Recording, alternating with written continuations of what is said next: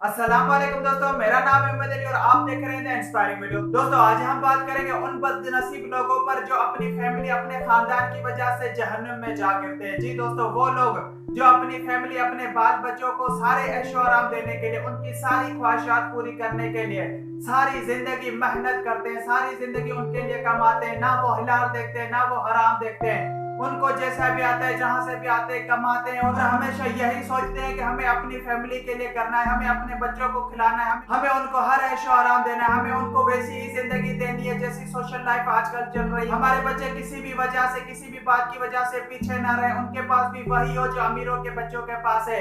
लिहाजा ये सब कुछ उनको देने के लिए वो सारी जिंदगी किसी भी तरीके से पैसा कमाने की पूरी कोशिश करते हैं और उनको सारे ऐशो आराम देते हैं। दोस्तों उनको ये ऐशो आराम देने के लिए वो ना रोजा रखते हैं, क्योंकि अगर वो रोजा रखते हैं तो रोजा रखने के बाद काम कौन करेगा। वो नमाज नहीं पढ़ते, नमाज पे नहीं जाते। वो इस फैमिली की वजह से लाखों नमाजें कजा कर देते, लाखों नमाजें नहीं पढ़ते, सिर्फ इस वजह से कि अगर अभी मैं नमाज पे गया तो मेरी दुकान पे कौन बैठेगा, जो 10 ग्राहक आएंगे, जो उनसे मैं पैसा कमाऊंगा, जिससे मेरी फैमिली को ऐशो आराम मिलेगा, वो कैसे पूरा होगा। दोस्तों इसी फैमिली की वजह से वो हज नहीं करते, इसी फैमिली की वजह से वो खैरात ज़कात कुछ भी नहीं करते, इसी फैमिली की वजह से वो इतने गुनाहगार बन जाते हैं कि उनको इतनी तौफीक नहीं होती कि वो जाकर नमाज अदा करे। अगर आजान आती है तो आजान उनके कानों पर तो पड़ती है, लेकिन दिल पर उसका असर नहीं होता। वो दुकान से उठकर नमाज पर नहीं जाते, सिर्फ इस फैमिली की वजह से।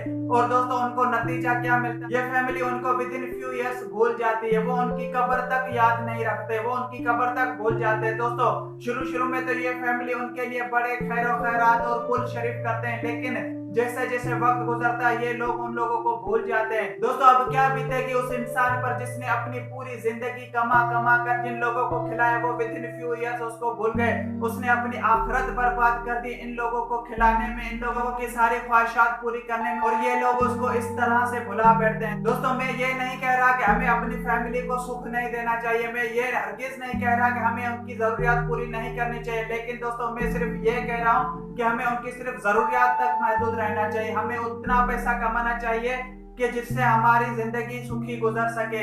हमें इतना पैसा पीछे ना छोड़कर जाना चाहिए, चाहे हम किसी भी तरीके से कमाए, कितना भी हलाल हमारा कमाया हुआ पैसा क्यों ना हो, लेकिन अगर हम ज्यादा पैसा छोड़कर जाते हैं और पीछे हमारी औलाद उसी पैसे से ऐशो आराम करती है, उसी पैसे से गुनाह करती है, तो दोस्तों वही हमारा हलाल का कमाया हुआ पैसा हमारे लिए बाइस जहमत भी बन सकता है, हमारे लिए जहन्नुम की आग भी बन सकता है। दोस्तों अपनी फैमिली के लिए उतना ही करना चाहिए जितना उनके लिए जरूरी है। बाकी दोस्तों हमें वक्त देना चाहिए अपनी आखिरत संवारने के लिए, हमें वक्त देना चाहिए अपने अल्लाह सुब्हानहू व तआला को राजी करने के लिए, हमें वक्त देना चाहिए अपनी कब्र की तैयारी के लिए, जो हमेशा की जिंदगी है, जो आगे हमें काम आने वाली है। दोस्तों छोटी सी वीडियो लेकिन बहुत ज्यादा सबक आमूज और बहुत ज्यादा सिखाने वाली। अगर आपको ये वीडियो पसंद आई है इसको जरूर शेयर करें अपने दोस्तों के साथ, शायद ये किसी की जिंदगी और फिर आखिरत बदल दे। दोस्तों सब्सक्राइब करें मेरे चैनल को, तब तक के लिए मुझे दीजिए इजाजत।